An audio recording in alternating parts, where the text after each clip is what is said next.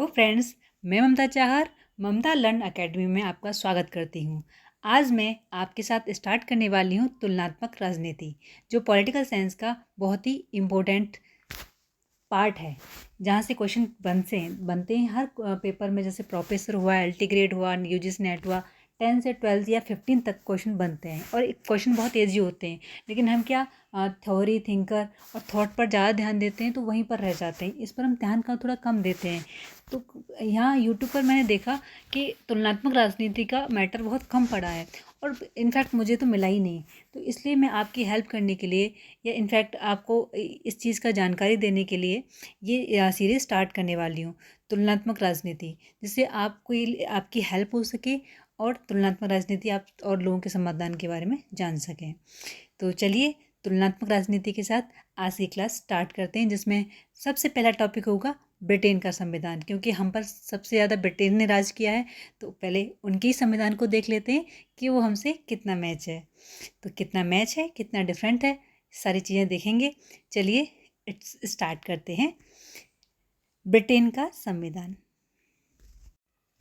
पहले जान लेते हैं कि ब्रिटेन का संविधान कैसे बना और ब्रिटेन का नाम कैसे बना। तो ब्रिटेन को हम ग्रेट ब्रिटेन बोलते हैं। ग्रेट ब्रिटेन का पूरा नाम होता है ग्रेट ब्रिटेन उत्तरी आयरलैंड का संयुक्त राज्य।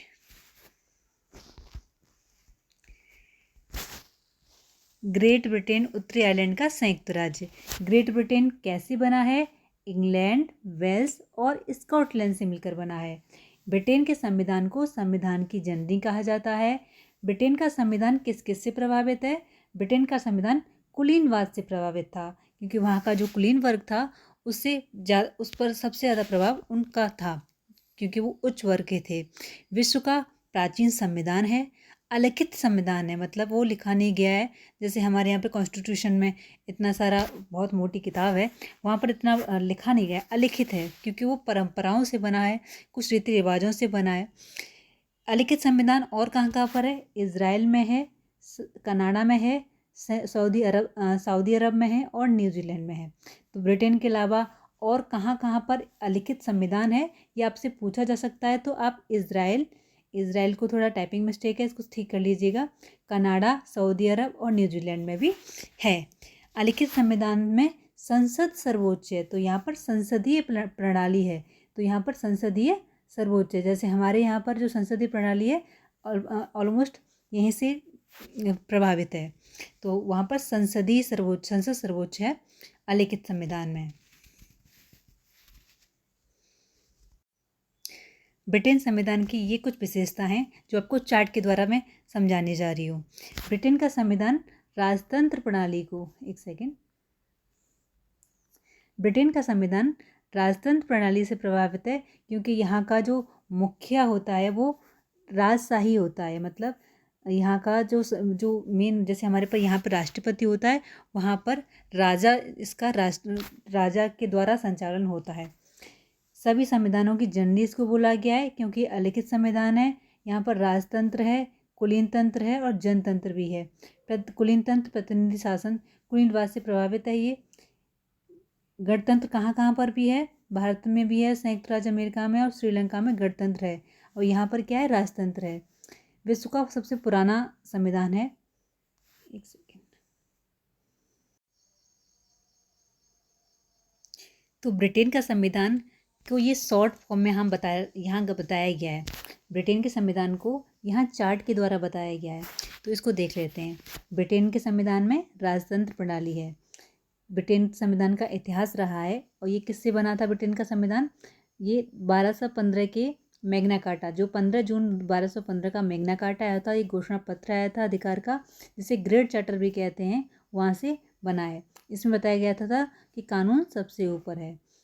विश्व का सबसे पुराना संविधान, जैसे कि मैंने अभी आपको बताया था, अलिखित संविधान होता है। यहाँ राजतंत्र, कुलीन तंत्र, जनतंत्र तीनों प्रणाली मिलती हैं, लेकिन सबसे ज़्यादा राजतंत्र यहाँ पर फेमस है।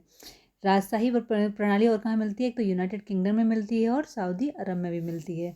गणतंत्र कहाँ कहाँ पर मिलता है? भारत, यूएसए और श्रीलंका में गणतंत्र प्रणाली मिलती है। यहाँ की शासन प्रणाली कैसी है? यहाँ पर एकल नागरिकता है, कानून निर्माण की प्रक्रिया चलती है और विधि का शासन है। और संसदीय व्यवस्था तो मैंने आपको बताया था अभी, इसलिए ब्रिटेन के संविधान को संविधान संशोधन संविधान सभी संविधानों की जननी कहा जाता है। ब्रिटेन के संविधान को सभी संविधानों की जननी कहा जाता है। ब्रिटेन संविधान का इतिहास देख लेते हैं। अभी मैंने आपको बताया था चार्ट में कि 1215 का मैग्ना कार्टा घोषणा पत्र के द्वारा ब्रिटेन के संविधान की रचना हुई है, जिसे ग्रेटर चार्टर भी कहते हैं। इसमें माना गया कि कानून सबसे बड़ा राजा इसके अंतर्गत आता है, मतलब कानून इसमें सर्वोच्च है। इसमें बताया गया था कि कानून सर्वोच्च है और जिसके अंतर्गत राजा भी आता है।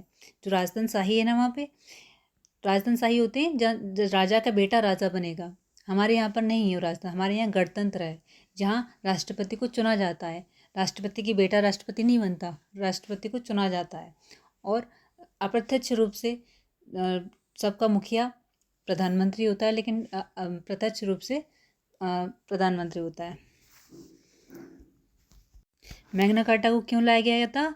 क्योंकि यहाँ पर जो सामंत राजा थे उनकी जाति से वो लोग बहुत परेशान हो गए थे, उनके नियम से, कानून से उनके द्वारा लोगों को बहुत शोषण हो रहा था। इसलिए इस मैग्ना कार्टा को लाया गया था, जिससे मानव के अधिकारों को हनन होने से बचाया जा सके और ब्रिटेन के संविधान को बनाया जा सके।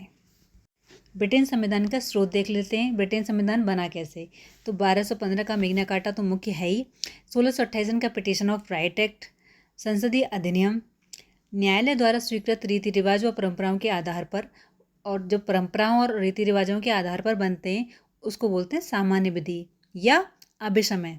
तो जो रीति रिवाज और परंपराओं के आधार पर जो नियम बनाए गए हैं संविधान में उसको सामान्य विधि या अभिसमय कहते हैं, क्योंकि संविधान अलिखित है।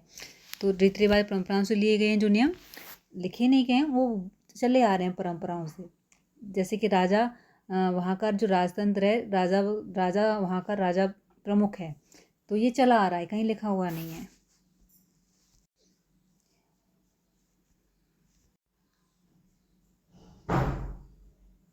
ब्रिटेन की संसद कैसे बनी है? राजा, कॉमन सभा और लॉर्ड सभा को मिलाकर ब्रिटेन की संसद बनी है। ब्रिटेन की संसद राजा, कॉमन सभा और लॉर्ड सभा को मिलकर बनती है। तो ये था आज का शॉर्ट ब्रिटेन का संविधान, जो मुख्य उसका इंट्रो हो चुका है। आगे पढ़ेंगे जो कॉमन सभा और लॉर्ड सभा के बारे में, इनकी क्या शक्तियाँ हैं, क्या अधिकार हैं, क्या योग्यता है, कैसे इनकी प्रक्रिया चलती है, तो वो सारी हम डिटेल में पढ़ेंगे। तो ये पार्ट 1 था। अगर आपको पसंद आया है तो ज़रूर आपको वीडियो को लाइक करिएगा और अपने फ्रेंड के साथ शेयर करिएगा। अगर आपको कुछ इसमें कमी लगती है तो कमेंट करके ज़रूर बताइएगा। तो आगे आप सेकंड पार्ट देखने के लिए तैयार रहिएगा। आज के लिए मेरा साथ देने के लिए धन्यवाद।